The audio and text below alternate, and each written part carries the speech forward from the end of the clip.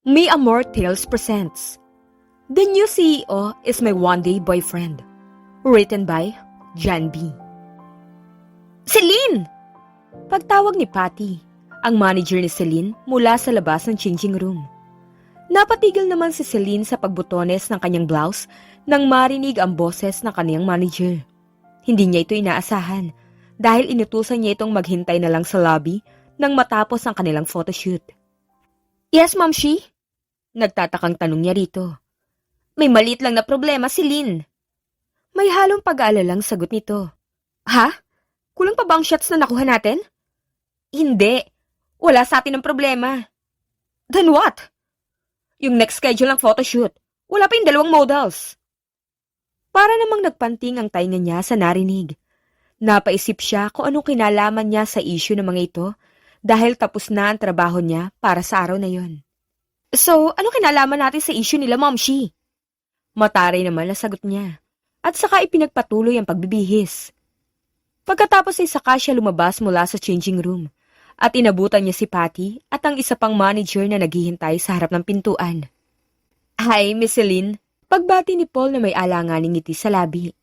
Napasimangot na lang siya na makita ito. Alam niya kasi ang ibig sabihin nun. At yun ay ang paghingi na naman ito ng pabor sa kanya. Paul, what is at this time? Nagumpisa na siyang maglakad at nilampasan ng dalawa. Promise, last favor na to. Desperadong wika ni Paul na sinabayan siya sa paglalakad. Sumunod din si Patty sa kanilang dalawa. Lalo namang uminit ang ulo niya sa sagot nito dahil alam niyang kasinungalingan lang yun. Ganyan din ang sinabi mo last time. But this time, totoo na to. Pakinggan mo muna ako, please. Pagsusumamo nito. Tumigil siya sa paglalakad at saka huminga ng malalim. Go on. Tipid na sagot niya. Lumawak naman ang ngiti ni Paul. Wedding couple photoshoot. Umpisa nito pero hindi na siya nakinig sa susunod itong sasabihin. Naglakad na siya ulit. Let's go, Ma'am Shi. Ayaw niya kay Patty at sumunod naman ito sa kanya. Alangan pa rin kasi si Celine sa mga lalaki dahil sa nakaraan niya. Madalang din siyang kumuha ng trabaho kung saan may makakasama siyang partner na lalaki. May mga naging trabaho naman siya dati na may kasamang lalaki pero sinisigurado niya na may minimal contact lang sila sa shoot. Pero para sa isang wedding photoshoot na malamang ay intimate ang setup, wala siyang balak na ilagay ang sarili niya sa ganong sitwasyon. Doblihin namin ang talent fee mo. Bigla ang anunsyo ni Paul kaya napatigil siya sa paglalakad. Hindi naman siya gipit sa pera pero nang hinayang siya sa magiging talent fee niya dahil agad niyang naisip kung saan niya yun gagamitin. Patapos na ang subscription niya sa isang exclusive na gym at wellness spa at may kamahalan ng bayad doon. At kung papayag siya sa trabaho na yon, ay may sobrang pera pa siyang pwedeng ipambili ng mga luho niya sa kanyang pampaganda. Muli ay sinuyo siya ni Paul nang hindi siya sumagot. Please, Celine. Huminga na lang siya ng malalim at saka lumingon kay Paul. Naisip niyang ginagawa lang nito ang trabaho nito, kaya naman napilitan na lang siyang tulungan nito. At isa pa, sayang din ang malaking talent fee. Fine, I'll do it. Napuno ng galak ang mukha ni Paul sa narinig. Thank you, Celine! But on one condition. Yes, kahit ano. Sabihan mo yung model ang kukunin mo na huwag masyadong touchy. Copy that, Celine. Pumunta ka na lang sa makeup room at tatawagin ka na lang namin kapag tapos na kaming mag-set up. Uwi ka nito at saka nagmamadaling umalis. Lumapit si Patty sa kanya nang silang dalawa na lang. Sure ka ba sa gagawin mo? Hindi mo nga kilala kung sino magiging partner mo. Buong kumpiyansa naman siyang ngumiti. Don't worry, Ma'am Shi. You know naman na I'm also good in acting. I won't let my partner intimidate me. Kahit sino pa siya. Fine, punta na tayo sa makeup room. Pagdating ni Celine sa makeup room, ay agad siyang umupo sa harap ng malaking salamin na napalilibutan ng mga ilaw. Otomatiko namang pumunta sa harap niya ang isang makeup artist at inumpisahan nang ayusin ang makeup niya na akma sa gagawin nilang photoshoot. Ang ganda talaga ng kutis mo, Miss Celine! Papuri ng makeup artist sa kanya. Salamat, tipid niyang sagot saka ngumiti. Hindi tulad ng baguhang model na dapat sana narito ngayon. Hindi na nga kagandahan, maarte pa. What do you mean?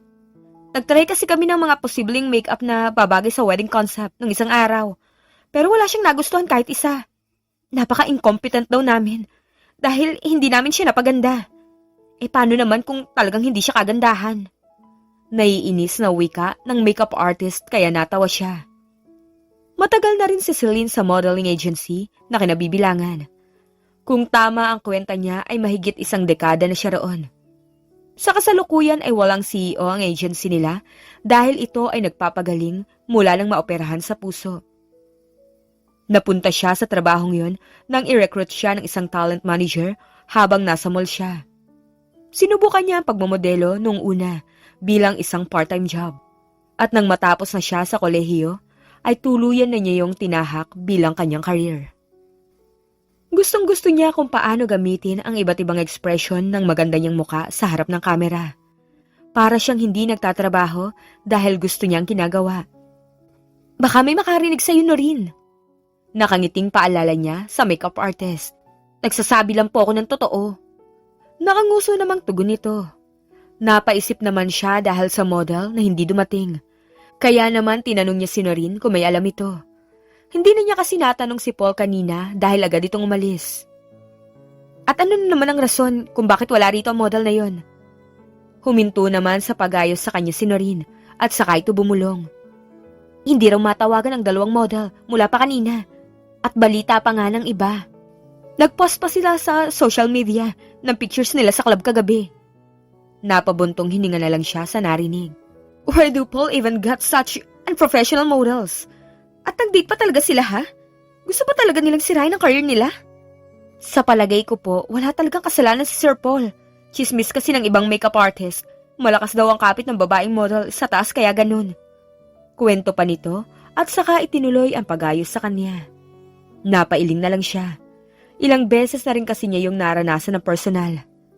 Nung nag-uumpisa pa lang siya, ay may mga pagkakataon na bigla na lang ika-cancel ang booking niya at sasabihin na may nakuha ng masakmang modelo sa produkto ng mga ito. Hindi naman siya naniniwala sa paliwanag ng mga ito, pero dahil wala naman siyang magagawa ng mga panahong yun, ay hinayaan na lang niya. Wala uso talaga ang palakasan. Pero sa kasalukuyan ay bihira nang mangyari yun sa kanya. Dahil sa tagal niya roon at sa dami na rin ng perang naiakyat niya sa kumpanya. Tapos na po, wika ni Noreen. Simple at manipis lang ang kanyang make-up, kaya naman lutang na lutang ang natural niyang ganda. Makapal ang kanyang kilay, coral pink naman ang kulay ng kanyang labi, na akma rin sa blush niyang malapit din ang kulay doon. Mahaba rin ang pilik mata niya, kaya naman hindi ganong kahaba ang fake eyelashes na ginamit sa kanya. Malinis na nakapusod ang buhok niya na bumuo sa kanyang wedding look. First time niya makita sa ganong ayos ang kanyang sarili. Napatitig siya sa harap ng salamin at muntik pa siyang maluha nang maalala ang nakaraan. 3 taon na ang nakakaraan nang muntik na rin siyang ikasal sa lalaking naglahong parang bula. Inalis niya ang mga isipin at hindi na dapat inaalala pa ang mga taong wala namang pakialam sa kanya. Inabala niya ang sarili sa pagsusukat ng wedding gown. Tinatagan niya na lang ang loob na huwag magpaapekto sa damdamin. She hated wearing wedding gowns. Ang lakas makabiter. Busy sa paghahanda ang mga staff nang maya-maya ay may isang lalaking pumasok sa studio. Napatingin ang mga tao sa lalaki kabilang na si Celine. Hindi niya ito kilala. Naisip niya na marahil isa ito sa mga brand owners na kung minsan ay umaalalay sa shoot ng kanilang mga produkto. Matangkad ito at makisig ang pangangatawan. Nakasuot ito ng white t-shirt na pinatungan ng isang itim na suit. At dahil sa malinis na nakahawi ang buhok nito, ay para rin itong isang modelo kung susuriin. We'll start the shoot! Sigaw ng photographer na inaayos ang lente ng kamera nito. Kaya napukaw ang atensyon niya. Wait, I thought it was a couple wedding. Where's my fake groom then? Nagtatakang tanong niya. Habang inaayos ang sarili sa harap ng nakaset na background na kanilang gagamitin. Walang sumagot sa tanong niya, kaya naman siya na mismo ang naghanap kay Paul, dahil unti-unti na siyang nauubusan ng pasensya. Pagod na siya matapos ang isa niyang photoshoot kanina. Lalabas na sana siya nang bumukas ang pinto, bago pa niya yun mahawakan. I'm sorry, Celine. Bungad sa kanya ni Paul, habang naghahabol ng hininga. You should be, but save that for later. Hindi pa ba tayo mag-umpisa? Naiinis niyang tanong. Ano kasi? What now? Wala pa rin ako makitang male model. Then just get anyone, kahit hindi model. I'll take the lead. Pero saan ako makakahanap ng kahit na sino lang? God! Do I have to do everything? Bulalas niya at saka siya tuluyang lumabas mula sa studio. Naglakad-lakad siya sa loob ng building na parang isang runaway bride para humanap ng kanyang fake groom. Nagumpisa siyang pumunta sa ibang studios, pero occupied ang mga yon. Sunod naman siyang pumunta sa mga meeting rooms, pero wala rin siyang napala dahil hindi qualified ang mga lalaking nakikita niya. Kaya gaya rin ni Paul, bigo siyang bumalik sa studio. I think we need to cancel the shoot. Malungkot na sabi ni Paul. No! Ayoko maaksaya ang oras ko dahil lang sa mga unprofessional models sa kinuha niyo. Galit na sabi niya at saka walang pasubaling naglakad patungo sa gwapong lalaking pumasok kanina. Huminto siya sa harap ng lalaki na nakaupo ngayon sa isang upuan na kanina pa nagmamasid sa kanila. Are you busy? Diretsong tanong niya sa lalaki. Not really. Sagot naman ng lalaki sa kahit na tumayo. Tumingala naman si Celine dahil sa agwat ng kanilang height. Then, be my fake groom. Biglang sabi niya. Kaya naman napatitig ang lalaki sa kanya. And why should I? Nakangisi nitong sagot. Gusto mo rin ba maaksaya ang oras mo? Didn't you come here to make sure that the shoot will go smoothly? Sino may sabi? Stop playing hard to get, sir. We really need your help. At isa pa, babayaran ka naman. Mukha ba akong walang pera? Then why are you here? Para maglaro? Paano kung gano'n na nga? Nangangantsaw na saad nito. Then what if I play with you later? Bigla namang humarang si Paul sa pagitan ng dalawa. Celine, no, hindi pwede. You see? He's not just anyone. Siya ang bago nating... At naputo lang sasabihin ni Paul sa kanya matapos sumagot ang lalaki. Fine, I'll do it. But promise that you'll play with me later. Deal. Mabilis namang sagot niya.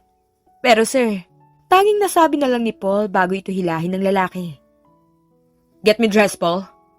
Utos ng lalaki rito, kaya wala nang nagawa pa si Paul. Makalipas ang ilang minuto ay dumating na sa shoot ang lalaki. Lahat ng tao sa studio ay napasinghap nang makita ang ayos nito. Isa na rin siya sa mga yon pero hindi niya yun ipinahalata. Lalo pang naging halata ang kagwapuhan ng lalaki sa suot na black tuxedo at slacks. Hindi naman nagbago ang ayos ng buhok nito, pero lalong naging prominente ang kurba ng mukha nito dahil sa makeup. Nang magsama na silang dalawa sa harap ng camera, ay mas lalo pang lumakas ang bulungan ng mga tao dahil sa chemistry nila. Are you ready? Tanong sa kanila ng photographer. Inilapit ni Celine ang mukha niya sa tenga ng lalaki para bulungan ito. I'll take the lead. Bulong niya bago sila magumpisa. Naisip niya na baka wala itong experience sa modeling, kaya naman napilitan siyang gabayan na lang ito. Ngumisi naman ang lalaki, kaya kumunot ang kanyang noo. Smile, Celine! Direksyon ng photographer, kaya naman inayos niya ang kanyang expression para matapos na agad ang shoot na yon. Alangan man ay isinabit niya ang dalawa niyang braso sa balikat ng lalaki. Hold my waist. Utos niya sa lalaki at sumunod naman ito habang nakangiti. Yes, that's it. Now look at the camera. Utos ng photographer na mabilis nilang sinunod. One more shot and change the pose. Get closer pa. Utos muli ng photographer. Mas lalo pang inilapit ni Celine ang mukha niya sa lalaki. Hanggang sa halos mawala na siya ng balanse sa kakatingkayad. Don't try to be hard, babe. Mapanukso nitong sabi. Saka ito yumuko para mas lumiit pa ang pagitan nila. Wala man itong experience sa modeling, ay mukhang bihasa naman ito pagdating sa mga babae. Huwag ka masyadong mayabang. You're not the professional one here. Nakangiting asik niya rito. Good shot. Now, try another pose. Isa pang utos ng photographer. Naging successful ang photoshoot at dekalidad din ang mga nakuhang pictures. Pagkatapos ng photoshoot ay pinuntahan ni Celine ang lalaki. You did good. Puri niya rito. All thanks to you, bride. Pangasar naman na sagot nito. Tinalikuran na lang niya ang lalaki at saka naglakad papunta kay Paul. Paul, ibigay mo ang business card mo sa kanya. Book him another job. Hindi ko na kailangan gawin yun, Celine. He already works for the company. Kumunot ang noo niya dahil sa sinabi nito. What do you mean? That guy, siya si Eric Velasco, our new CEO. Ani Paul sa kanya. Nanlaki ang mga mata niya. Really? So the new CEO's may fake groom? Yun bang sinasabi mo? That's right. Nice to meet you, Celine. Biglang wika ni Eric na nasa harap na nila ngayon. Nice to meet you too, sir. Inilahat ni Celine ang kamay niya sa harap ni Eric at malugod naman yung tinanggap ng lalaki. Ilang minuto ang lumipas at nagkita silang muli matapos magpalit ng damit. Ready to play? Nakangiting sa lubong sa kanya ni Eric. Sobrang bored ba ng bagong CEO at hindi ito makapaghintay na makipaglaro sa kanyang empleyado? Wika niya at saka ito nilagpasan habang tinatanggal ang mga bobby pins na nasa buhok niya. Well, you're the one who offered it. Sagot naman nito na nakasunod sa kanya. Yes, pero hindi naman yung mangyayari if you only offered to help in the first place. Kanino ba kumpanya masisira kapag nagka-issue tayo sa mga brand? My father's company, I guess? And your father's company is not your company? Yun ba sinasabi mo? May halong iritasyong sabi niya. That's right. Nandito lang naman ako dahil pinilit niya ako magtrabaho. Ang hirap po siguro ng sitwasyon niyo, no, sir? Sarkastikong sagot niya. Halatang spoiled brat ang lalaki dahil parang nalilibang pa ito sa mga nangyayari. Samantalang nakataya ang trabaho ng iba sa tuwing magkakaroon ng maliit na problema sa mga photoshoots. Are you mocking me? Tanong nito. Napatigil siya sa paglalakad. Natapos na niyang alisin lahat ng bobby pins mula sa buhok niya, kaya tuluyan ng lumadlad ang mahaba niyang buhok. Huwag ka mag-expect na lahat ng tao ay kayang sabayan ng trip ng spoiled na kagaya mo, sir. Kung ayaw mo magtrabaho, then quit. And if you want to do your job properly, then start by firing the models who didn't come today. What if I fire you instead? Matapang na tanong ni Eric. Malamang ay dahil natamaan ang pride nito at nayabangan din ito sa tono niya na tila inuutusan nito. Seryoso ka? Mukha ba ako nagbibiro? You don't even respect me as your CEO. Ikaw walang respeto sa posisyon mo, sir. Hindi ba't ikaw rin ang nagsabi na nandito ka dahil pinilit ka lang? You want me to respect anyone like that? Nang hindi sumagot ang CEO na nayurakan ng pride ay nagpatuloy siya. Anyway, my contract is due next month. Hindi na ako magre-renew ng kontrata kung alisin mo rin pala ako. Gawin mo kung anong gusto mo. But remember, our deal is also over. Maghanap ka na lang ng ibang kalaro mo, sir. Wika niya at saka siya tuluyang umalis. Nanghihinayang man si Celine sa kumpanyang matagal na niyang pinasukan, ay malakas naman ang loob niyang hindi niya pagsisisihan ang kanyang desisyon dahil ayaw niya magtrabaho sa isang taong hindi seryoso sa trabaho nito. At isa pa, matunog na rin naman ang pangalan niya sa industriya, kaya tiwala siyang makakahanap siya agad ng bagong trabaho. Pagkalipas ng isang linggo, bumisita sa condo ni Celine si Patty. Sigurado ka na bang alis ka na sa kumpanya? Malungkot na tanong nito habang nakahiga sa sofa. Pinalis ako, Mamshi. Hindi ako mismong umalis. Pagtatama naman niya sa sinabi nito habang nagluluto na makakain sa kusina. Pero paano na ako? Ikaw pa naman ang paborito kong alaga. Mamshi, sa isang industriya lang naman tayo umiikot. Ano ka ba? Siguro this is the sign for me to pursue another company. Malay mo, Mamshi, may masigit pa na magandang agency na naghihintay sa akin. Pero ano ba kasing pinag-awayan niyo ng bagong CEO na humantong pa sa pagpapalis niya sa'yo? Curious sa tanong nito. Siraulo lang talagang bagong CEO. Sagot naman niya kaya natawa si Patty. Sayang, bagay pa naman kayo. Tingnan mo nga itong picture niyo, para talaga kayong ikakasal eh. Wika nito saka ipinakita ang cellphone sa harap niya. Why did you ever take that? Naasar namang tanong niya matapos makita ang picture. Ang ganda kaya ng chemistry niyo sa isa't isa. Lahat ng tao yun ang sinasabi sa mga pictures niyo. Well, magaling lang talaga akong umarte. Sagot niya sabay kindat pero sinimangutan siya nito. Mamimiss kita, Celine. Hey, stop that, Mamshi. Pwede pa rin naman tayo makita, ano ka ba? Ang mabuti pa, kumain na tayo. I'm done cooking. Goss at the table. Utos na lang niya dahil pati siya ay nalungkot sa sinabi nito. 3 taon lang ang tanda ni Patty sa kanya pero parang nanay na ang turing niya rito dahil sobrang maalaga ito sa kanya. Malayo kasi siya sa mga magulang niya na parehong nagtatrabaho sa abroad at mag-isa lang siya sa Pilipinas. Salamat sa pagkain. Wika ni Patty bago sila kumain at nginitian niya lang ito bilang sagot. Pero bago pa man sila mag-umpisang kumain, ay biglang nag-ring ang cellphone niya. Kain ka na, sasagutin ko lang ang tawag. Aniya sa manager. Celine! Tawag ni Paul sa pangalan niya sa kabilang linya. Napatawag ka, Paul? Tanong niya at saka tumayo at umalis sa harap ni Patty para makausap ng maayos si Paul. Balik ka sa office, pirmahan mo na ang bago mong contract. Casual na sabi nito. Napatasan man ang kilay niya sa narinig. I'm not renewing my contract. Remember, pinalis ako ng bagong yung CEO. Pinilit niya mang hindi mairita. Ay irritable pa rin tono ang lumabas sa bibig niya. Pagpasensyahan mo na lang siya, Celine. Wala pa kasing alam ang bagong CEO sa contribution mo sa kumpanya. At isa pa, nakausap ko na ang papa niya. Kaya yun, napagalitan na rin siya. At ang papa na niya mismo ang gustong magpabalik sa'yo. Malalim na buntong hininga ang pinakakawalan niya bago ulit nagsalita. Pero paano kung pag-initan ako ng bagong CEO? Dahil pala sa akin napagalitan siya? Don't worry about that. Siya rin mismo gusto kanyang bumalik. Ang sabi niya, gagawin niya lahat, basta bumalik ka lang. Hindi naman makapaniwala si Celine sa narinig. Really? The truth CEO wants me back? Yes. Determinado siyang mapapirma ka na kontrata. Hinala ako.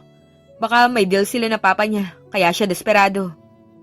Sigurado ka bang wala akong magiging problema sa bagong CEO kapag bumalik ako? Wala, Celine, trust me. At isa pa, hindi rin naman siguradong tatagal si Eric sa posisyon niya. Matagal ko na siyang kilala. Maraming posisyon na rin ang pinahawakan ng papa niya sa kanya dati. Pero kahit isa, hindi siya nagtagal. Kasi mabilis siyang mabore. Ayoko mga aminin, pero wala nga sa itsura niyang magseryoso sa trabaho. I know. Kaya nga pinakamataas sa posisyon ang binigyan ng papa niya sa kanya ngayon. Para raw ma-pressure siya na gawin ng maayos ang trabaho niya. At hindi niya ipahiya ang pangalan ng papa niya. Naku Paul, sana nga mag-work yun. Sana nga Celine. At kung guluhin ka man niya, magsumbong ka na lang sa akin. At wag mo na lang siyang pansinin. Naiintindihan ko. Anyway, I'll do it. Pipirma na ako ng kontrata. I'll meet you on Monday, Paul. Biglang naging masaya ang boses ni Paul sa kabilang linya. Really? Thank you, Celine. Kita tayo sa Monday. Okay, pero teka lang, Paul. Paano mo naman nakausap ang dating CEO? Huwag mo nang ipagkalat, Celine. Pero tito ko siya. Kaya naman sinumbong ko si Eric sa ginawa niya sa'yo. So, pinsan mo palang bagong CEO? Bigla tuloy ako nahiya sa pagsusungit ko sa'yo. Okay lang yun, Celine. Alam kong seryoso ka lang sa trabaho mo. At nakakahiya mga aminin. Nagpapasalamat ako sa'yo dahil palagi mo akong tinutulungan kapag may problema sa trabaho natin. Marami rin ako natutunan dahil sa'yo, Celine. Sana nga may matutunan din si Eric sa'yo. Stop complimenting me, Paul. Masyado mo namang pinapahalatang gusto mo akong bumalik sa kumpanya. Panunokso niya rito. Sobrang obvious ko na ba? Tanong nito at saka biglang tumawa. Kaya napangiti na rin siya. Kung ganon, ibababa ko na to. See you soon, Celine. Dagdag pa nito. See you soon, Paul. Bye. Sagot niya saka pinuto lang tawag. Bumalik siya sa hapagkainan at napansin ni Patty ang pagbabago sa ekspresyon ng mukha niya. Sinong tumawag at parang bigla ka naging masaya? Si Paul. He wants to meet on Monday to renew my contract. Balita niya habang nakangiti. Talaga? So, alaga na kita ulit? Excited na tanong sa kanya ni Patty. Yes, Mom, she. Sagot ni Celine bago sila magtilian at magyakapan. Pagkatapos nilang kumain ay nagpaalam na sa kanya ang manager. At nang matapos na rin siya sa mga gawain sa bahay, ay humiga siya sa kanyang kama. Parang nabunutan siya ng tinik dahil naisip niya na hindi na niya kailangan maghanda pa ng makapal na portfolio para mag-apply ng trabaho sa ibang modeling agency. Dumating ang Lunes at maagang naghanda si Celine para magpunta sa agency. Habang nag-aabang ng taxi, ay muli niyang pinasadahan ng tingin ng mukha sa salamin para i-check kung maayos ang makeup niya. Pero napatigil siya nang bigla na lang tumigil sa harapan niya ang isang mamahaling kotse. No need to look in the mirror. You're already pretty, Celine. Matamis sa pahayag ni Eric bago ito lumabas mula sa kotse at lumapit sa kanya. Inilahad nito ang malapad nitong kamay sa harap niya bago ito muling nagsalita. Shall we go? Anyaya pa nito sa kanya. Ibinalik ni Celine sa kanyang bag ang maliit na salamin at saka hinarap ang lalaki. What are you doing here, sir? Tanong niya rito habang magkasalubong ang kanyang mga kilay. Ibinaba ni Eric ang kamay nito nang mapagtantong wala siyang balak abutin yun. Get in. I'll take you to the company. Imbis ay sabi nito sa kanya. Hindi na po sir, magta-taxi na lang po ako. Matigas naman niyang sagot. Come on, pumayag ka na Celine. My dad wants me to escort you personally. Parang nagmamaktol na batang sad naman ito. Huminga naman siya ng malalim. You won't take no for an answer. Tama po ba ako, sir? Certainly. Mabilis na sagot nito. Kaya naman napilitan na lang siyang sumakay sa kotse nito. Ayaw niya na umaga pa lang ay ma-stress na siya kaya naman agad na siyang pumayag sa gusto ni Eric. Importante sa kanya ang alagaan ng katawan niya. Kaya naman iniwasan niyang may stress dahil lang sa maliit na bagay. Naisip din niya ang sinabi ni Paul na desperado ang bagong CEO. Kaya gagawin nito ang lahat para makuha ang gusto nito. Nang nasa biyahe na sila ay nagumpisa na ring magsalita si Eric. So, you're going to renew your contract today, right? Nakangiting sagot nito. Habang nakatutok ang mga mata nito sa daan. Hindi naman siya agad sumagot. Napangiti pa siya nang maisip na parang gusto niya munang lokohin ang bagong CEO dahil alam niyang desperado ito. Tinago niya ulit ang ngiting kumawala sa labi niya bago siya sumagot. Pinag-iisipan ko pa po. Para namang natigilan si Eric dahil sa narinig, ngunit agad din itong nakabawi. Ano pa ba ang dapat mong pag-isipan? Marami po. Like what? Itinapat niya ang kanyang kanang hintuturo sa kanyang labi na parang nag-iisip siya ng malalim bago sumagot. Let's see. Ano kaya ang pwedeng mangyari sa bagong CEO kapag hindi ako pumirma ng kontrata? Mga ganung bagay po? Why would you think about those things? Hindi ba dapat masaya ka na lang kasi may trabaho ka pa? You're right, sir. Tipid na sagot niya bago niya ibaba ang kanyang kamay. Napansin niya na umaliwala sa mukha nito dahil sa sagot niya. Kaya naman lalo siyang natutukso na asarin pa niya ito. Pero kasi talagang curious lang ako kung anong mangyayari kung hindi ako pipirma ng kontrata. Tuluyan nang nabura ang ngiti sa mukha ni Eric. Nagpakawala ito ng malalim na hininga. You're obviously enjoying this. Okay, what do you want me to do para pumirma ka lang sa kontrata? Seryoso nitong tanong, saka sumulyap sa kanya. Natawa naman ng malakas si Celine. I'm just messing with you, sir. Kagaya po ng sinabi mo, I'm glad to keep my job because I love it. Para kasing ang laki ng mawawala sa'yo. Kapag hindi ako pumirma, kaya naman bigla kitang naisip na biruin. Stop it, Celine. You have no idea how serious this is. My dad is a scary guy, I'm telling you. Malungkot naman na sad nito. Kaya naman bigla siyang na-curious. Naging seryoso na rin siya dahil sa sinabi ni Eric. Nag-ayos siya ng upo bago muling nagtanong dito. Talaga? What did he say? Tatanggalan ka po ba ng mana kapag hindi ako pumirma? Hindi niya napigilan na magbiro ulit. Hindi niya alam kung bakit nakakapagbiro siya ng ganun kay Eric kahit boss niya ito. Marahil dahil alam niya na hindi rin naman seryoso si Eric sa trabaho nito. Celine, please. My credit cards are on the line here. Desperado namang tugon nito. I see. Ilang taon ka na ba para umasa pa rin sa allowance galing sa papa mo?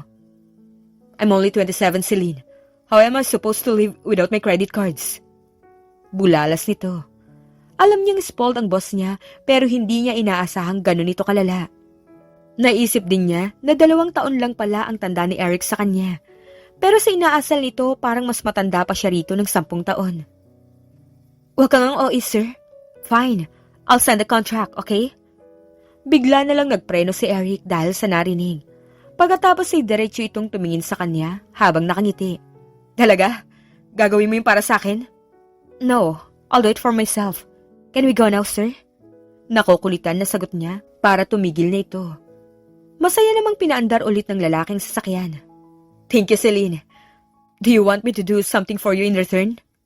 Halata sa tono nito na nasa good mood na ito. I don't need anything, sir. Sana lang ayusin mo lang ang trabaho mo para na rin sa mga empleyado ng kumpanya niyo. Okay, I'll do my best. Nakangiting sagot nito pero nahirapang maniwala si Celine rito. Malapit na sila sa kumpanya nang bigla na lang may tumawag sa cellphone niya. International call yon, kaya naman alam na niya agad kung sino yon. Napangiti siya at masigla niyang binati ang nasa kabilang linya. Ma'am, how are you? I'm fine, Celine. How have you been, sweetheart? Malambing na tugon naman ang mama niya. I'm great, Mom. Just busy. What did you call? Nagtataka niyang tanong.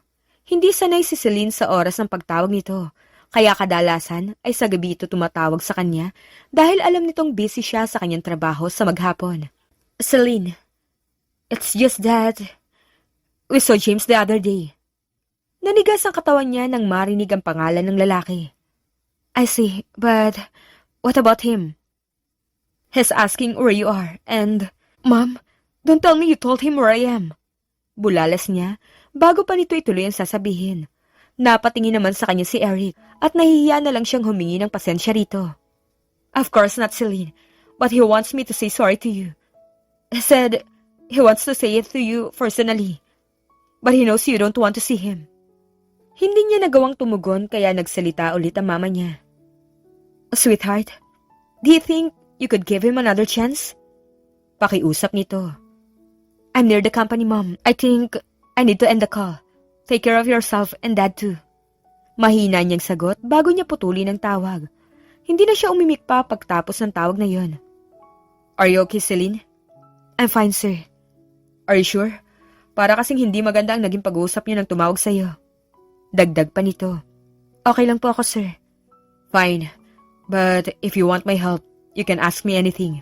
Remember, may utang ako sa'yo dahil sa pagpayag mo pumirma ng kontrata. Natahimik siya pero may bigla siyang naisip. Then, can you do me a favor, sir? Huminto na ang sasakyan sa harap ng kumpanya at sa wakas ay diretsyo na ring tumingin si Eric sa kanya. What is it? Nag-iwas naman siya ng tingin nung una pero bumalik din agad ang tingin niya sa lalaki. Can you pretend to be my boyfriend? Nanlaki ng bahagya ang mga mata ni Eric, ngunit maya-maya rin ay sumagot ito ng, Okay. Hindi mo ba tatanungin ko anong dahilan? No need. I told you, you can ask me anything. But still, napayuko na lang si Celine dahil bigla siyang nahiya. I said it's fine, Celine. Pero teka lang. Anang lalaki. Why don't you just ask me to be your real boyfriend? Bakit gusto mong magpanggap pa tayo? I don't need a boyfriend. In fact, kailangan ko lang ng pictures to send to my parents abroad para hindi na nila ako ipilit pa sa lalaking yun. May bahid ng inis niyang tugon. Sinong lalaki? Hindi na yun importante. So, what I'm saying is, I just need us to take some pictures together. Papayag ka ba, sir? Lumapad naman ang ngiti ni Eric at saka nito inilapit ang mukha sa kanya. What kind of pictures? Nakakaloko nitong tanong at napabuntong hininga na lang si Celine dahil naisip niya na parang mali ang naging desisyon niya. Tara na sa loob, sir, kung ano-ano nang umandar sa utak mo. Nakangiwing sabi niya sa CEO. Nagpalakpakan ng lahat ng nasa loob ng meeting room matapos nilang magpakuha ng pictures. Pagkatapos nilang pumirma ng kontrata. Hawak ni Celine ang kontrata sa harapan niya at katabi naman niya sa isang gilid si Eric. Looking forward to working with you for the next coming years, Celine. Anito saka inialok ang kamay sa kanya. Masaya naman niya yung tinanggap. Thank you, sir. Nung hapon din na yon ay pinuntahan ni Celine si Patty para sa isang pabor. Ma'am Shi, bungad na sabi niya pagpasok sa opisina nito. Yes, Celine, mabutit nandito ka na. Heto ang mga schedules mo for this week. Also, the day after tomorrow, may photoshoot ka sa fitness magazine. Sabi nito, sabay abot sa kanya ng isang dokumento. Kinuha niya yon. Ma'am Shi, can you send me the picture? Wika niya, pero hindi siya makatingin ng diretsyo dahil dito. Dahil siya mismo ay nahihiya sa pabor na hihingin. Anong picture? What brand pa? Para agad ko mahanap sa mga files natin. Seryoso nitong tanong saka humarap sa computer para hanapin ang litratong hihingin niya. Yung ano, Ma'am Shi? Yung picture sa phone mo. Ha? Picture sa phone? Yes, yung ano? Celine. Matigas sa tawag ni Patty sa pangalan niya. Kaya naman napilitan na siyang sabihin kung ano ang kailangan niya. Yung picture namin ni Sir CEO. Pasend sa akin, Ma'am Shi. Nahihiya niyang sabi. Para saan mo na magagamitin? For reference? Wala sa sarili niyang sagot. Halata sa mukha ni Patty na hindi ito naniniwala sa sinabi niya. Ganun pa man, pumayag ito. Okay, I'll send it. Thank you, Ma'am Shi. See you tomorrow. Nakangiting sabi niya, saka lumabas mula sa opisina nito. Naglalakad palabas ng kumpanya si Celine habang busy siya sa paggamit ng cellphone. Natanggap na kasi niya ang picture nila ni Eric galing kay Patty. Isesend niya yun sa mga magulang niya para tigilan na siya ng mga ito. At alam naman niyang gusto na ng mga itong makipagbalikan siya kay James. Matagal nang gusto ng mga magulang niya si James para sa kanya. At kahit siya man noon, dumating na rin siya sa punto kung saan nahulog na ang loob niya sa lalaki. Pero nung malapit na silang ikasal, ay bigla na lang nawala sa buhay niya si James. Pagkatapos itong tumawag at sabihin na hindi na nito itutuloy ang kasal nila. Kaya naman buo na ang loob niya na hindi na muling tanggapin sa buhay niyang lalaki. Ang balak niya ay isa ng picture nila ni Eric sa mga magulang niya at sabihin na may balak na siyang pakasalan ng lalaki. Matapos may isa ng picture ay ibinalik na niya sa kanyang bagang cellphone.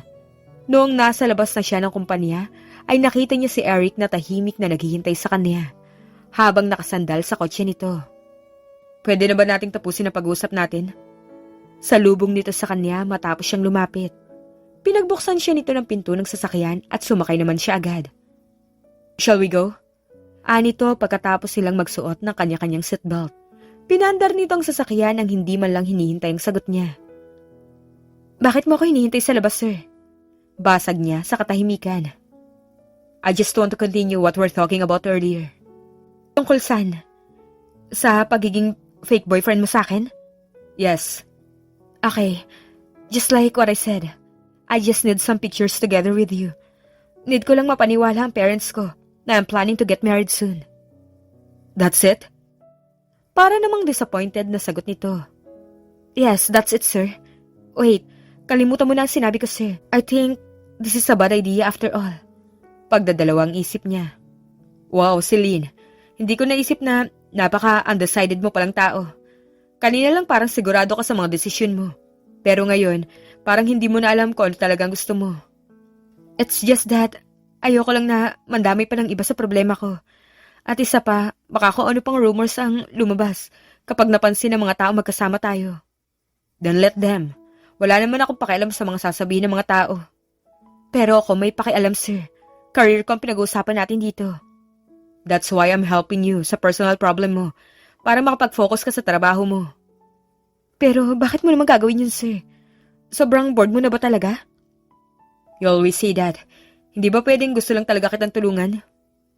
Napabuntong hininga na lang si Celine at tinanggap na lang niya ang pagkatalo sa argumento nila ni Eric. Fine, sir. Just give me a day. Bukas, let's meet up and spend the day taking pictures. Wala naman akong shoot bukas. Okay po ba sa iyo yun, sir? Isang araw lang ang deal natin? Yes, a day's enough for me. Fine. Dahil tuloy-tuloy silang magkausap sa kanilang biyahe, hindi niya namalaya na nakarating na pala sila sa harap ng condo niya. I'll pick you up tomorrow. Ani Eric nang makababa na siya at saka nito pinatakbo ang kotse paalis. Sinundan na lang ng tingin ni Celine ang kotse habang papalayo ito. Naroon pa rin sa dibdib niya ang pag-aalala kung anong mangyayari sa kanila sa susunod na araw.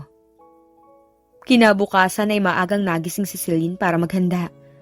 Nag-impake siya ng isang malaking bag kung saan nakalagay ang mga damit, sapatos, make-up at iba pa niyang isusuot sa kunwaring date nila ni Eric. Sinabihan niya rin si Eric nang nagdaang gabi na magdala ng ilang terno ng damit na gagamitin nilang props. Matapos siyang maligo ay nag-umpisa na siyang ayusin ang kanyang sarili. Nagsuot muna siya ng casual na damit. Isang puting shirt na hapit sa katawan, na kanyang tinarnuhan ng isa pang maong na pantalon at running shoes. Inayos niya sa kasalukuyan ang kanyang make-up nang biglang mag-ring ang cellphone niya. I'm here. Tipid na sabi ni Eric sa kabilang linya. Yes sir, bababa na po ako. Sagot niya at saka nagmamadaling tinapos ang pag-aayos sa sarili. Pagbaba niya ay dinatnan niya sa labas si Eric. Kagaya ng dati, naghihintay ulit ito sa harap ng kotse. Daig pa nito ang mga modelong kilala niya pagdating sa tindig at kagwapuhan.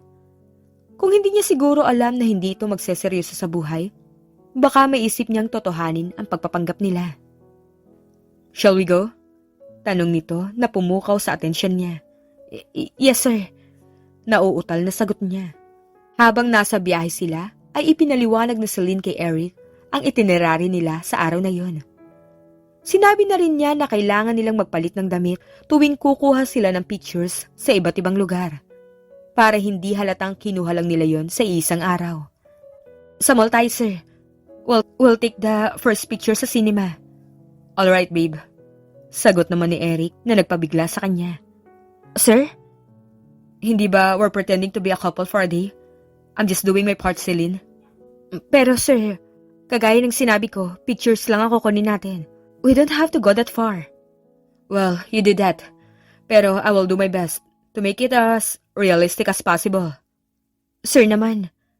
Why? Gusto mo bang mabuko agad? Hindi, pero hindi naman kasi yun kailangan. Hayaan mo na lang ako, Celine. Remember, it's just for one day. Napabuntong hininga na lang siya at hinayaan na lang niya ito sa gusto nitong gawin. Pagdating nila sa sinehan, ay kumuha lang sila ng pictures sa harap ng mga posters ng mga showing na pelikula. Inalok siya ni Eric na pumili ng pelikula na kanilang papanoorin, pero tumanggi siya at halatang disappointed ang lalaki dahil ron. Sunod ng suggestion niya ay pumunta sila sa sikat na jewelry shop sa loob ng mall. Nagpalit na sila ng damit na mas formal bago sila pumunta roon. Pagdating nila sa jewelry shop ay agad silang inalalayan ng sales lady. Couple rings po ba ang hanap niyo, ma'am, sir? Nakangiting tanong nito sa kanya. Yes po, sagot ni Celine. This way po. Sagot nito at saka sila inalalayan papunta sa mga alahas na nakadisplay sa loob ng salamin. Ito pong items na to ang popular sa amin. Sabi nito matapos ilabas ang dalawang singsing. Meron yung maliit na diamond sa gitna. They look good, babe. Pangasar na naman ni Eric, kaya naman muling napasimangot si Celine. We'll try them on. Dagdag pa nito at saka kinuha ang mas maliit na singsing mula sa sales lady at isinuot yun sa ring finger niya. Ginaya niya ang ginawa ng lalaki at isinuot niya rito ang mas malaking singsing na akala mo ay sinukat dito dahil saktong-sakto yun sa daliri nito. See? They look good, right, miss? Tanong ni Eric sa sales lady at saka nito itinaas ang kamay nila na may nakasuot na singsing. Umayo naman ang sales lady sa sinabi nito. Pwede ba ang kuhanan ng pictures habang nakasuot sa amin? Nahihiya namang tanong ni Celine. Of course, ma'am. Nakangiting sagot ng sales lady. Kinuha ni Celine ang cellphone niya at saka makailang ulit na kinuhanan ng pictures ang mga kamay nila ni Eric. Nakuha pang magpawis ng kamay niya dahil sa kaba sa pagdampi ng kanilang mga kamay. Kaya naman pinunasan niya ang kanyang kamay sa kanyang damit pagkatapos. We'll buy them. Saad ni Eric matapos nilang magpicture. No. Actually, pag-iisipan muna namin, di ba, babe? Awkward na tanong ni Celine kay Eric. Pero napangiti na lang si Eric sa kanya dahil sa biglaan niyang pagtawag ng baby rito. Nakakahiya naman kung hindi natin bibilhin matapos mong picturean. Nakangiting sabi ni Eric. Pero halos pandilatan na niya ito. Aanhin naman nila yon pagkatapos ng araw na yon. Sayang lang ang mga singsing. We'll get them. Ayaw paawat na sabi ni Eric sa sales lady. Hinayaan na niya ito. Isasauli na lang niya ang singsing na suot niya pag uwi nila. Marami pa silang pinuntahang shops at restaurants. At sa tuwing kukuha sila ng pictures, ay sinisigurado ni Eric na realistic ang bawat kuha nila. Kinakabahan man ay pinipilit na lang ni Celine na maging natural ang ekspresyon ng mukha niya. Kahit na malakas ang kabog ng dibdib niya, tuwing lalapat ang balat nila sa isa't isa. Huli nilang pinuntahan ang isang mamahaling restaurant. Nagpa-reserve si Celine roon at pinili niya ang table na malapit sa bintana. Romantic ang ambience ng restaurant at ideal yun para sa mga fake couple pictures nilang dalawa. I'll just go to the bathroom. Paalam ni Eric pagdating nila sa table nila. Okay, sir. Casual na sagot niya. This is our last destination for today. Hindi ba pwedeng tawagin mo naman ako sa pangalan ko? May halong disappointment na sabi nito. Okay, Eric. Alangan namang sagot niya. I'll be back. Nakangiti ng tugon ni Eric bago ito umalis. Makalipas ang ilang minuto ay bumalik din ang lalaki. Halos mapanganga naman sa gulat si Celine nang nasa harap na niya ito. May bit-bit itong bouquet ng mapupulang rosas na itinago nito sa likuran at saka yun iniabot sa kanya. Umupo na rin sa upuan si Eric matapos niyang tanggapin ang mga bulaklak. Para saan ang mga bulaklak na to, Eric? Nagtataka pa rin tanong niya. Para sa'yo, obviously. Alam ko, pero bakit? I just want to make this day more special for the both of us. Hindi mo ba nagustuhan? No, I like them. Bago sila kumain ay nagpakuha pa sila ng picture sa isang waiter. Nakaupo si Celine sa upuan niya at nasa likod naman niya si Eric na nakaakbay ang kamay sa kanyang balikat. Pagkatapos silang kumain ay saka na nagpasalamat si Celine kay Eric. Thank you for today, Eric. Walang anuman. In fact, I really enjoyed being with you today. Sinserong sabi ng lalaki. Pagkatapos nun ay inihatid na rin siya ni Eric sa kanyang condo. Pagdating doon, bumaba pa mula sa sasakyan ng lalaki at pinagbuksan siya nito ng pinto. Salamat, sir. Now, it feels like tapos na talagang date natin. Kasi tinatawag mo na naman akong sir. Ngumiti na lang si Celine. Again, thank you, sir. Alright, I'll let you in. Ingat po sa biyahe. Ngumiti lang si Eric sa kanya bilang sagot. Pagpanhik na Celine sa kanyang kondo, ay ibinaba niya ang kanyang mga gamit at saka diretsyong humiga sa kanyang kama habang bitbit pa rin sa kanyang kamay ang mga bulaklak. Inamoy niya ang mga yon at saka pumikit dahil hindi niya alam kung bakit malakas ang pintig ng puso niya mula pa kanina. Habang nakahiga ay kinuha niya ang kanyang cellphone na nasa kanyang bulsa. Binuksan niya yon at pumunta sa gallery upang mamili ng mga pictures na ipapasa niya sa kanyang mama. Kasama ng mensahe na nagsasabing may bago na siyang lalaki sa buhay niya ngayon at yon ay hindi si James. Shucks! Bulalas niya nang mapansin ang suot na singsing. Nakalimutan niya yung isauli kay Eric. Hindi bale, makikita pa naman kami for sure. Aniya sa sarili. Matapos ang date nila kahapon ni Eric, ay balik trabaho na nga si Celine kinabukasan. May photoshoot siya para sa isang fitness magazine. Isa yon sa mga paboritong i-shoot ni Celine dahil confident siya sa katawan niya. Mahilig kasi siyang mag-exercise at madalas siyang magpunta sa gym. Itim na cycling shorts at kulay gray naman ang sports bra na suot niya. Nag-stretching lang siya ng bahagya bago mag-umpisa ang shoot nila para naman mabuhayan ang mga muscles niya sa katawan. Good luck sa shoot mo, Celine. Nakangiting sabi ni Greg paglapit sa kanya. Si Greg ang partner niya sa shoot ngayong araw. Kahit lalaki si Greg, hindi na siya alangan dito dahil maraming beses na niya itong nakatrabaho noon.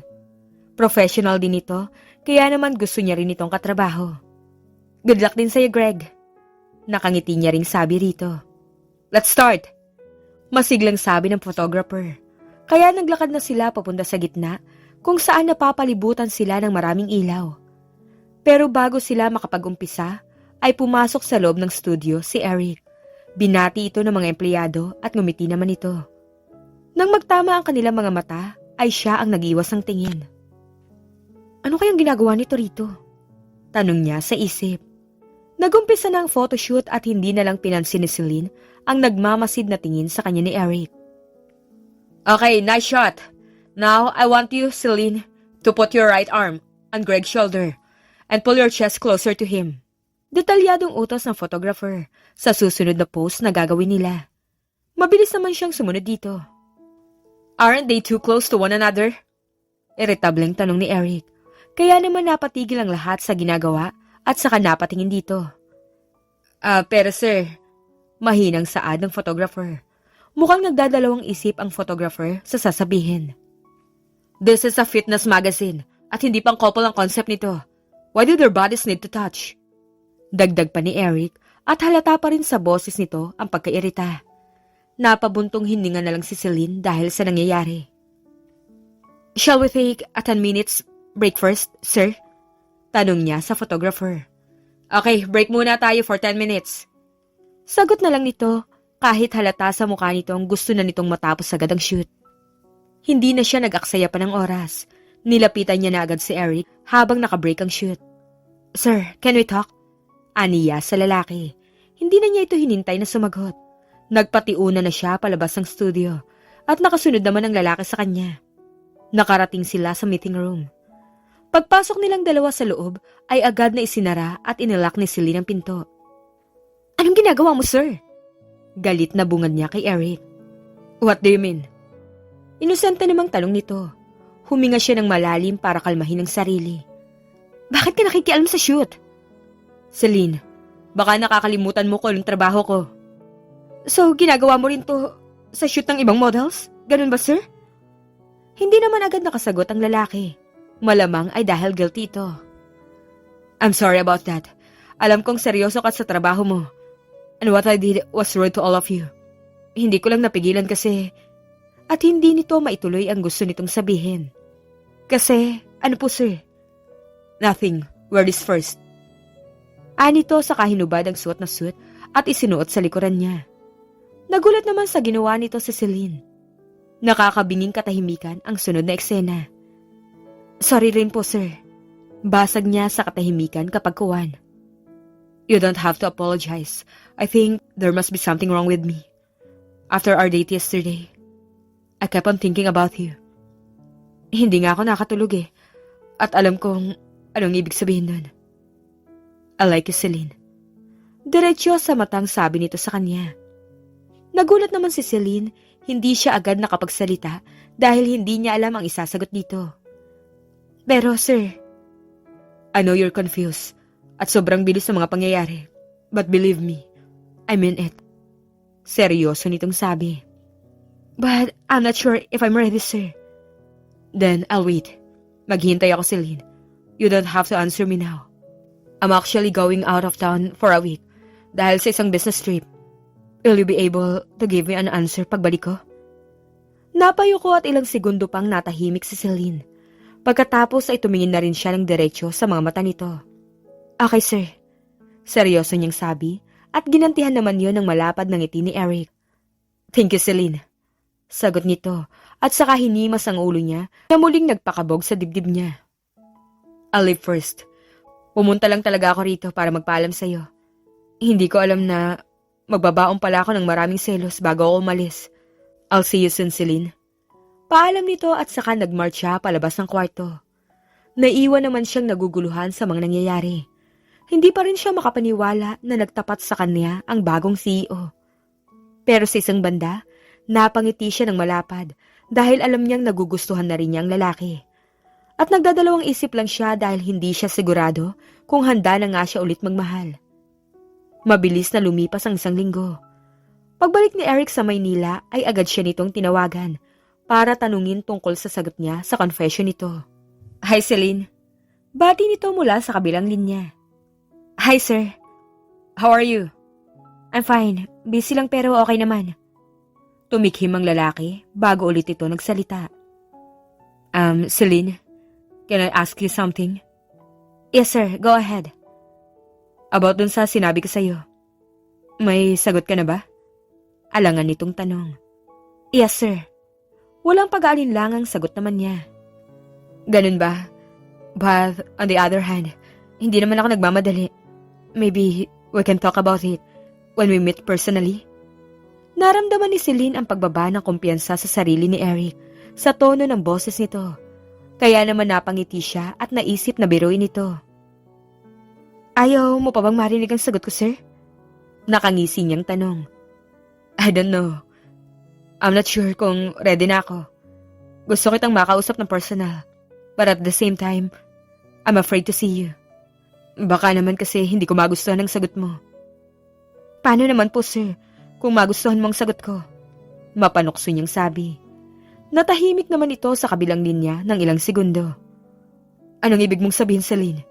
Maya-maya ay tanong nito na parang kabado. What I'm trying to say is, I'm willing to give you a chance, sir. Masaya niyang sagot. Really? Thank you, Celine. You have no idea how happy I am right now. Puno ng kagalakang sagot nito. Ang OA mo, sir. Natatawang sabi niya. Come on, Celine. I'm just too happy. At wag mo na rin akong tawaging sir, please. Pakiusap nito. Alright, Eric. Then, I'll pick you up tomorrow. I can't wait to see you. Teka, pwede ba tayo mag-usap pa? Pakiusap pa nito sa kanya. I have a shoot tomorrow, kaya kailangan ko matulog na maaga. Okay, sunduin na lang kita na maaga bukas. Have a good night, Celine. Don't miss me too much, okay? Pabiro nitong sabi. Asa ka. Good night, Eric. Mapangasar pero malambing na sagot niya pabalik.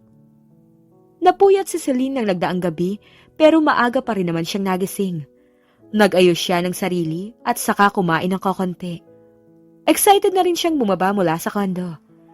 Lalo pa siyang napangiti nang makita si Eric na naghihintay sa kanya. Nakangiti siyang naglakad papunta rito, pero nanigas ang katawan niya matapos marinig ang boses ng lalaking tumawag sa pangalan niya mula sa kanyang likuran. Celine. Malumani na tawag sa kanya ng lalaki. Unti-unting humarap si Celine sa may-ari ng boses at nabura ang ngiti niya sa labi nang makita ito.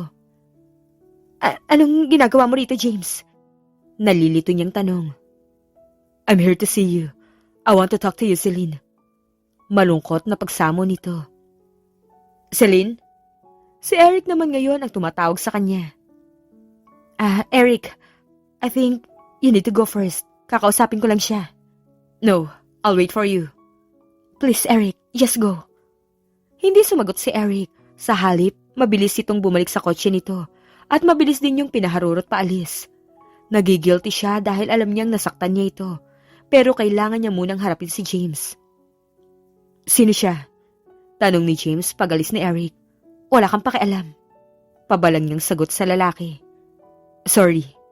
Anito. Nagmamadali ako, James. Say what you want to say.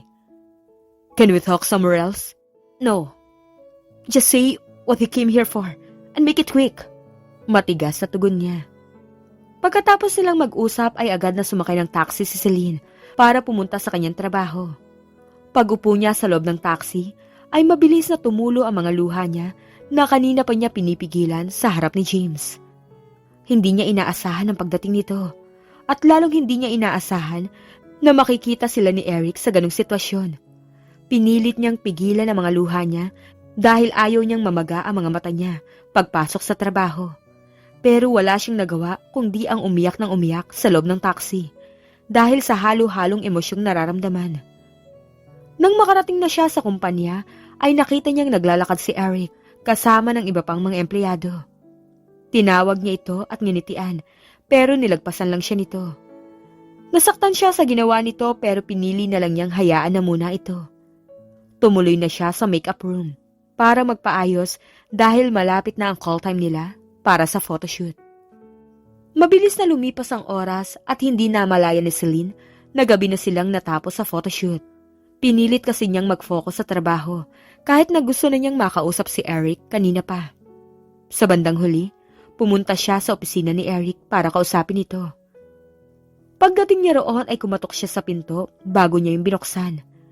Nadatnan niyang nakayuko si Eric sa mesa nito at may binabasa. Malumanay niyang tinawag ang pangalan nito para makuha ang atensyon nito. Eric. Biglang nag-angat ng ulo si Eric.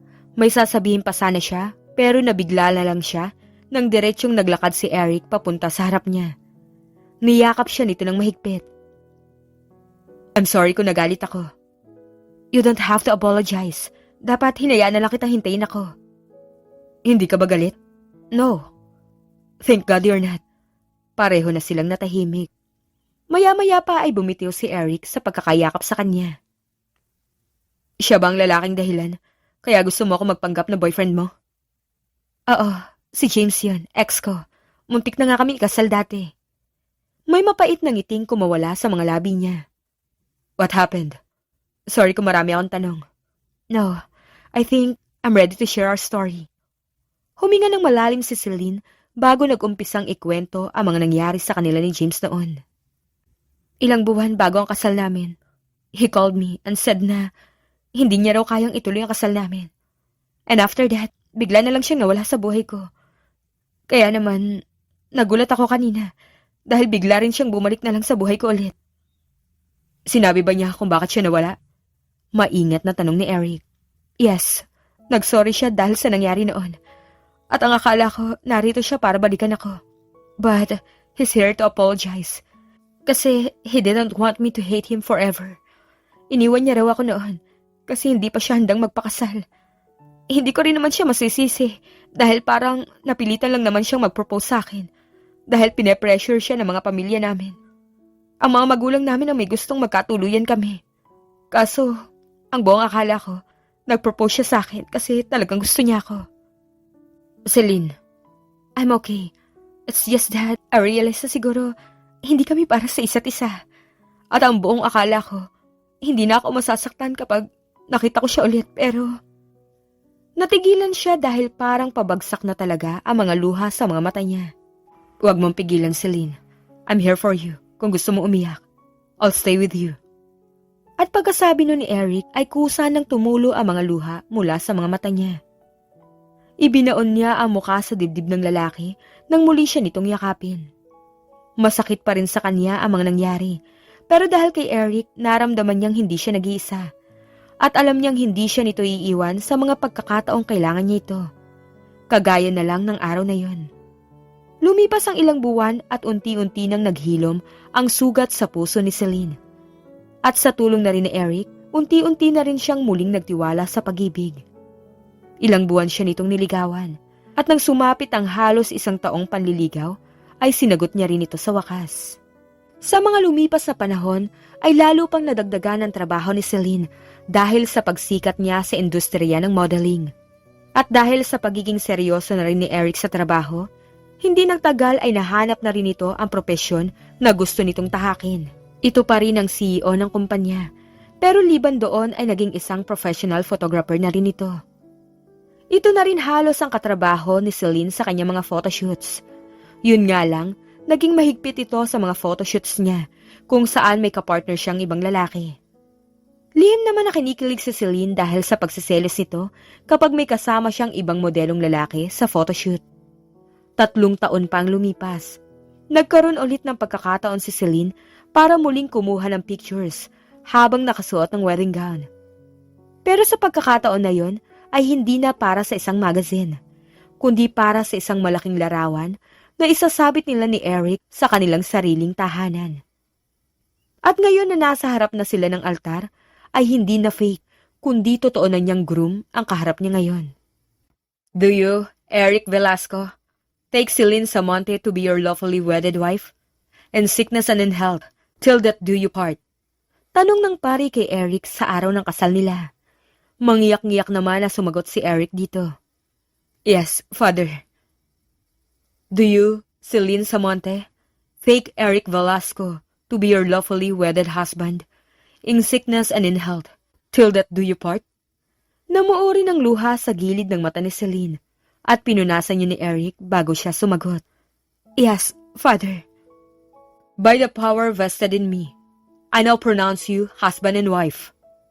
Naghiyawan ng mga bisita sa simbahan matapos ang anunsyo ng pari. Eric, you may now kiss the bride. Maingat namang itinaas ni Eric ang belo na nakatakip sa mukha niya. Pagkatapos nun ay sinapo nito ang pisngi niya at saka hinalikan ng puno ng pagmamahal. Muli, naghiyawan ng mga bisita. Pagkalipas ang 2 taon, nabiyayaan sila ng isang malusog na batang babae. Dahil sa pagdadalang tao ni Celine, ay huminto muna siya sa pagmamodel. Si Eric naman, lalo pang naging mahusay sa kanyang propesyon. Pero kahit na nagpahinga muna sa kanyang trabaho si Celine, ay binigyan siya ng asawa ng assurance na hindi siya nito pipigilan sa pagbalik sa mahal niyang trabaho.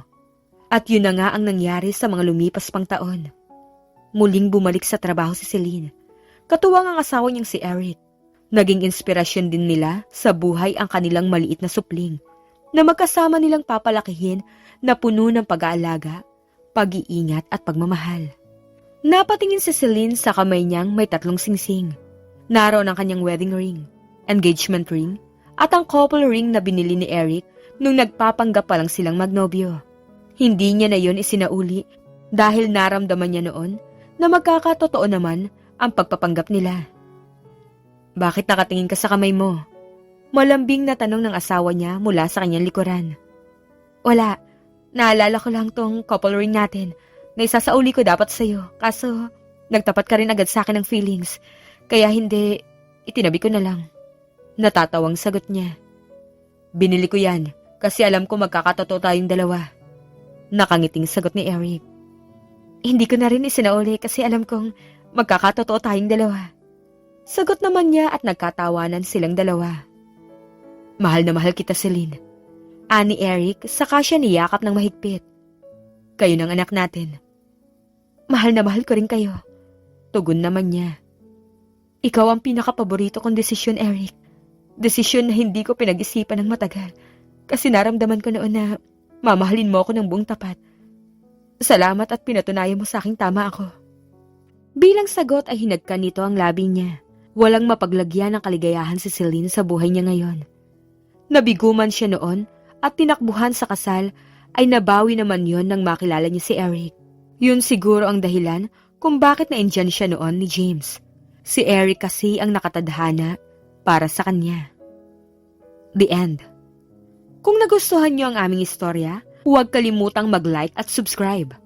Salamat sa pakikinig. Mag-iingat po tayong palagi at naway lagi tayong pagpalain. Hanggang sa susunod.